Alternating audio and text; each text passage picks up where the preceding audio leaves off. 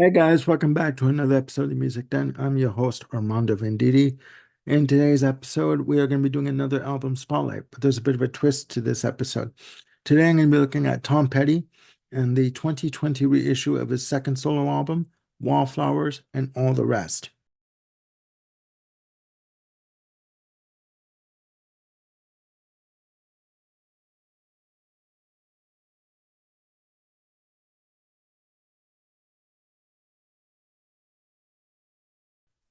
Tom Petty, as you all know, singer-songwriter, guitarist, basically multi-instrumentalist, formed Tom Petty and the Heartbreakers in the 70s, signed their first deal in 1975 to Shelter Records, released their debut album self-titled in 1976.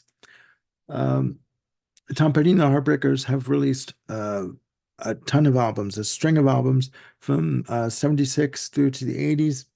Tom Petty released his debut solo album, Full Moon Fever, produced by Jeff Lynne in 1989, which was a massive success for him. He eventually decided to leave MCA Records, although they had a successful collaboration business-wise. He felt that they had come as far as they could go with the label, and there were other issues with the label. At the end of his tenure with the label, he did feel that he was being um, not fulfilled uh, musically in terms of what he wanted to release. So he signed a deal with Warner Brothers to release his second solo release called Wildflowers.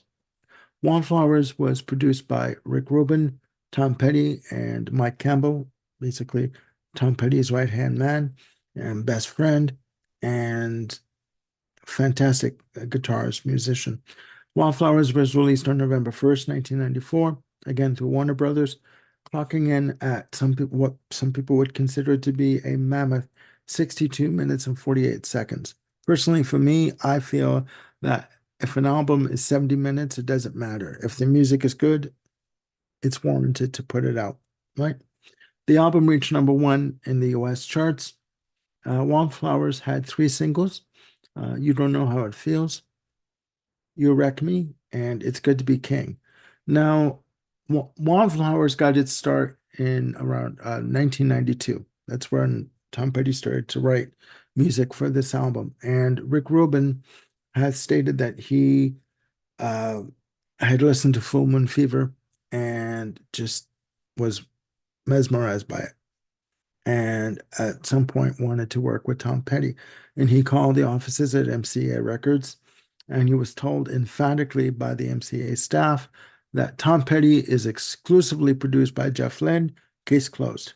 Have a nice day. So Rick Rubin said, "That's fine. Thank you for your time. Goodbye." Well, eventually, Tom Petty got a hold of Rick Rubin. They started talking and they agreed to meet and decided to work on some songs together with the hope of releasing a solo album. Uh, the reason why Wallflowers was considered a Tom Petty solo album was that Tom Petty, sorry, didn't want to feel restrained with being in the Heartbreakers. He didn't want to have to, have five guys' approval in terms of releasing a song or writing a song. So basically, it started out as a Tom Petty solo album, but there are members from the Heartbreakers working on the album. You have Mike Campbell on guitars and various instruments, Ben Montench on keyboards, piano, various instruments, and Howie Epstein on bass and background vocals. On drums, Tom Petty did not want to work with Stan Lynch anymore. He felt that although he had been in the Heartbreakers for many years, and he felt that he was an integral part of the Heartbreakers, he felt that Stan Lynch's attitude towards the material was not in line with what he wanted in terms of the attitude. He wanted a positive attitude around the studio. And he had heard that Stan Lynch was not impressed or really did not care for the new material. So he decided to fire Stan Lynch, and they brought in Steve Ferrone, session drummer from England who was in New York. And after doing the sessions, a year later, Steve Ferrone became an official member of the Heartbreakers. Now, getting back to the album. The original album has 15 tracks, okay? It was originally going to be a double album, but Warner Brothers, Lenny Waronker at Warner Brothers, convinced Petty that it was better to reduce it down to a single disc because double albums, sorry, did not sell, which I don't agree with, but I'll go through the tracks with you.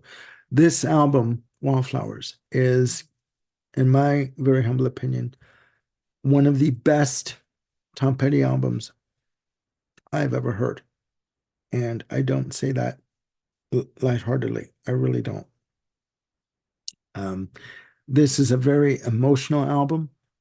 It's it, it's an album about an individual who has come to a point in his life where he's questioning his personal relationships with friends, with loved ones, with partners, his relationships with, I guess, people around him in terms of the record company, MCA, and he's questioning his own mortality. Okay, so I will go through with you the album. The album starts off with the title track, Wildflowers, and it's just 3 minutes and 11 seconds. That's another thing. Most of these songs clock in between the 3 to 4 minute plus mark. Okay. Uh, there's a couple of songs that are like 5 minutes long, and there's one track, I do believe that's like 6 minutes plus, but I'll get into that.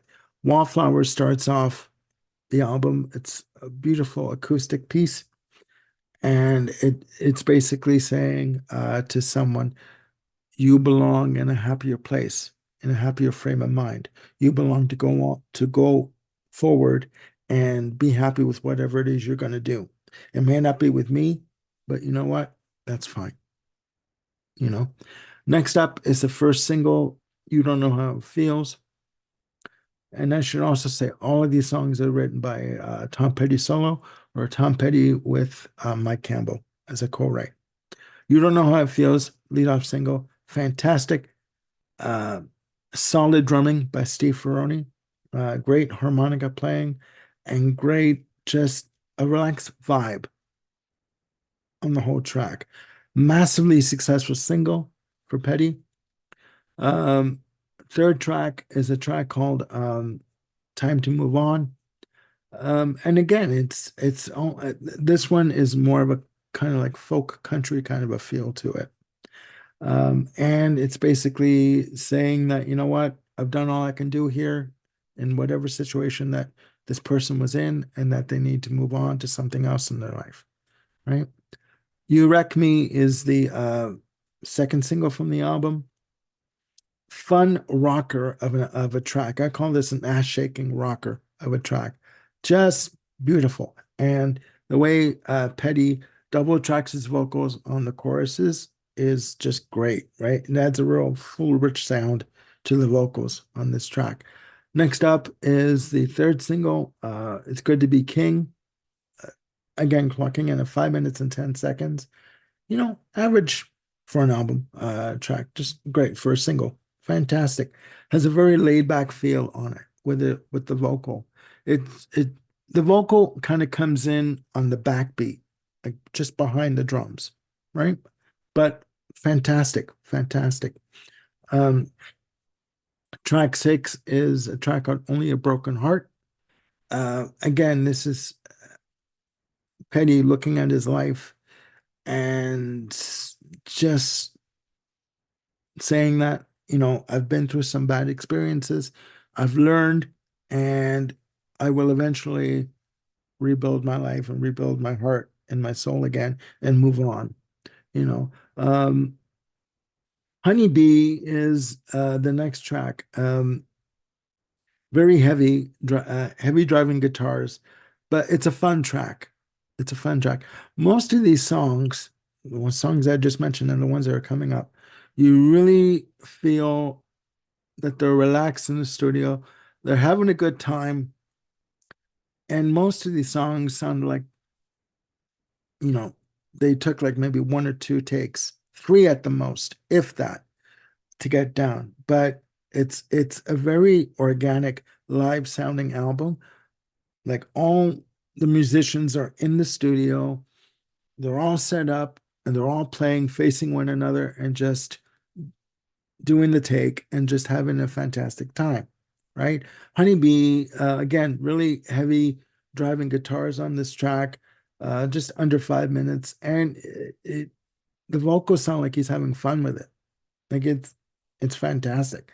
Um, Track 8 is a track called "Don't Fade on Me," and it has a folk arrangement to it, and it's a co-write with Mike Campbell, clocking in at 3 minutes 32 seconds.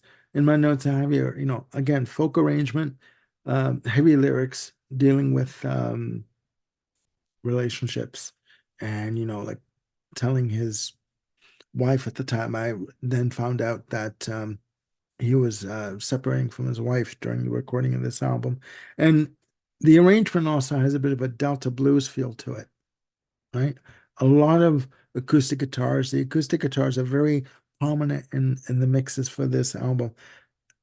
Very lush, very full sound on the acoustic guitar. Just amazing. Next one is a track 9 called Hard on Me, which, it's a real gut-wrenching personal lyric on this track. Just amazing. Great guitar, from Mike Campbell on this. Uh, Next track is track 10 called Cabin Down Below. Great guitar solo and great piano on this track. Um, Track 11 is called To Find a Friend. It's a mid-tempo track. Great acoustics, great guitars, you know, and fantastic mandolin. This track, so I should say great acoustic guitars on this track and mandolin, clocking in at like 3 minutes, 23 seconds, right? This song is very poignant because he's saying, without saying it, I'm lost and I don't know what to do here. My relationship is ending and I don't know where to go with this, right? With myself, what to do with myself. And it's hard to find someone that he can rely on. Okay. Um, Track 12 is called A Higher Place. Again, very melodic, straightforward rocker, nice mellotron. That's a thing too. They use a lot of acoustic instruments on this album too. A lot of acoustic guitar, uh, fantastic use of keyboards and organ and mellotron from Ben Montaigne. Just fantastic, right? When you don't expect it, the mellotrons come up and in the mix, and it's just like, holy jeez. Like it's like almost like a 70s flashback, right? It's great. It's great. Track 13 is one called House in the Woods. This is a blues rock every track. Sounds very relaxed, and it really does sound like it was done in two takes. Has a very relaxed feel on the whole piece, on the arrangement. Um, Track 14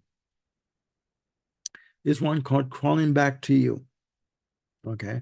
And it's a mid-tempo track, and it's almost like he's saying that he was almost afraid to leave the situation he was in with his wife because he felt that he couldn't make it on his own, right? And he kept crawling back to her, meaning going back to the same old situation of the marriage. And, again, fantastic track. Again, great mellotron on this piece. Just amazing.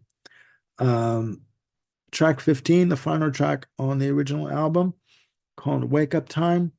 It's done in a 3/4 waltz time, like 1 2 3 1 2 3. Uh, it's a 3/4 time signature. Fantastic, you know, uh, piano and strings on this track. And that's another thing I did forget to mention. He enlisted the services of Michael Kamen, the orchestral arranger, sorry, who passed away from a heart attack I do believe in the late 90s. Fantastic strings, very lush, but they don't overtake the tracks that they appear on. And they use a full orchestra in the studio for this album. It's just fantastic. Wake Up Time clocks in at like 5 minutes and 19 seconds, right?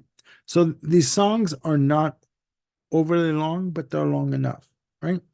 So that's the original album. Now, in 2020, the rest of the band, along with the family, Tom Petty's family and the estate, decided to reissue um, Wildflowers with the rest of the 10 tracks. Actually, Wildflowers and All the Rest was reissued as a double disc, I do believe, and also a 4 CD deluxe edition, which I have. So on the first disc, you have the album remastered. You have All the Rest, which is a 10-track album of the songs that were taken off the original track listing for the original release. Uh, CD3 is a disc of home demos that Tom Petty did, and CD4 is a 14-track live disc of various performances. So, there are 10 tracks on the All the Rest part of the compilation on the second disc. And to be honest with you, I really don't know why uh, these songs were deleted from the original track listing. These songs are fantastic. Okay. I really do not understand where you have an artist like Tom Petty at that point in his career where he basically could do anything he wanted to do. And you're basically telling him you're not allowed to release a double album. I will not permit it, and because it won't sell. This would have sold big time. I'll go through the tracks with you. Starts off with a track called Something Could Happen. A very beautiful track, mid-tempo pace. And it's basically, he's saying that, he's been through his trials and tribulations. He's been hurt in relationships with his, previous partner. But he's met someone and he could give a relationship with them a try, you know. Next up is Leave Virginia Alone. Now, this song was originally slated for this album, was given to Rod Stewart for his album Spanner in the Works from 1995. That was a bit of a minor hit for Rod Stewart. Spanner in the Works really did not do well for Rod Stewart and for Warner Brothers. Next up is Climb That Hill Blues. Fantastic short track, written by Tom Petty and Mike Campbell. You know, great. Next up is track 4, Confusion Wheel. Has a nice acoustic intro. Again, 3/4 time signature. And then the band came in on with the arrangement. Just fantastic. Very, very heartfelt. All of these tracks are the lyrics for these tracks. They're all very heartfelt and very personal. He's basically saying in these tracks in these songs that he has come to a point in his life where he's basically has to strip down pretty much all that he's done and what he's accomplished and start over again. But you know what? It's not a bad thing. It isn't, right? For him. Next up is a track called California. Another short track, 2 minutes and 38 seconds. And again, all these tracks on the All the Rest disc were co-written with Mike Campbell. Um, Next up, after California, is a track called Harry Green. Fantastic acoustic piece, very much a folk track where he's talking about a friend of his that he knew when he grew up. And unfortunately, the friend committed suicide. And he's sort of looking back on his life and his friendship with Harry Green. Amazing, lush acoustic guitars on that track. Um, Next one is a track called Hope You Never. And it's basically he's saying to this person, um, I hope you never meet someone like yourself because you basically, without meaning to do it, put me through hell. Okay. And I should say that songs like California, Hope You Never, and Climb That Hill, which I'll get to, were removed from this album, but they were put on She's the One soundtrack. Okay. And the track Climb That Hill for the She's the One soundtrack was completely re-recorded. Okay. But after Hope You Never is another song called Somewhere Under Heaven. Great melody and on this track, fantastic. A co-write with Mike Campbell and fantastic repetitive chords on the keyboards and guitar. Just and they twin the chords on keyboards and guitar to give it a much more of a lush, rich sound. Um, Climb That Hill is next, track number 9. Again, featured on the She's the One soundtrack, re-recorded. Uh, Heavier track, mid-tempo, great guitars on this track, right? And the last track on the All the Best or All the Rest, sorry, compilation is called Hung Up and Overdue, clocking in at 6 minutes and 3 seconds. Okay, it's a mid-tempo track. Uh, Nice strings and piano on this track. Fantastic use of harpsichord on this track, and beautiful, heartfelt lyrics. Okay, just amazing.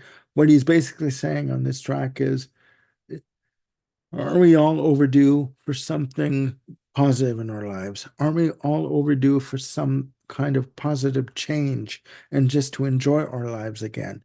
You know, and coming through the pandemic and all that stuff that we had to, all of us had to go through, it's pretty poignant and makes a lot of sense, right? And that is the album. 25 tracks, between um, Wildflowers and All the Rest. And also, as I was saying at the top of the episode, Wildflowers and All the Rest has been released in a 4 CD set, a deluxe edition. Well, there is another version, sorry, of Wildflowers and All the Rest, containing a fifth disc called Finding Wildflowers. And what that is it's an additional disc of the tracks done in alternate versions. Okay. And it was released as part of a limited edition set of the box set, but it was also released individually. And I happen to have it right here. Okay.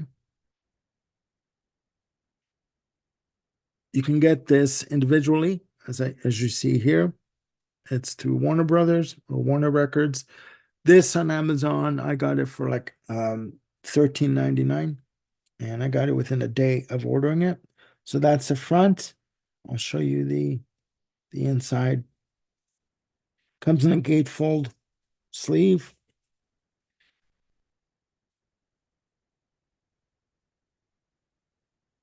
And here you have a description of what went into this album and why it was released.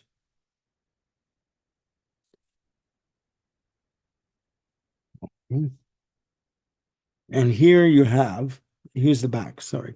Here you have, sorry. There are 16 tracks on this. The original album had 15. On this is a track called, where is it here?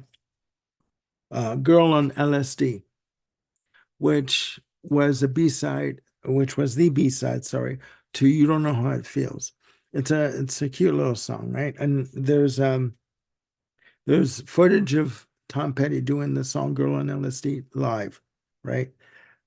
Very tongue-in-cheek. And I should also say, there is a documentary on the making of Wildflowers called Somewhere You Feel Free, okay? That was released only on YouTube. You can watch it on YouTube. It clocks in at an hour and 29 minutes and change. So just under 90 minutes. And what it does is it brings together all the individuals who were, or most of the individuals who worked on Wallflowers. Mike Campbell, Ben Montench, Steve Ferroni. Uh, there's footage of Stan Lynch talking about when he was fired from the band, and there's archival footage of Tom Petty. And it is a very emotional, heartfelt documentary. Again, it's called Somewhere You Feel Free, which is a lyric from the title cut Wildflowers. You can find it on YouTube. You can watch it, stream it, and just watch it and enjoy it. Again, I do not know why Warner Brothers felt they had the need or the right to tell Petty that he could not release Wallflowers as a double album. Um, you know, I'm one that if the music is good, then you should release it, you know, and if it's a double disc, so what? You know, don't listen to it in one go. Listen to it in two or three goes. That's the beauty of listening to albums. You can listen to them in any way you want, right? So, anyways, that's the show, guys. Please let me know down in the comments below, what you think of the album Wallflowers. And if you have the Wallflowers and All the Rest, a deluxe set, please let me know what you think of that collection, because I think it is fantastic.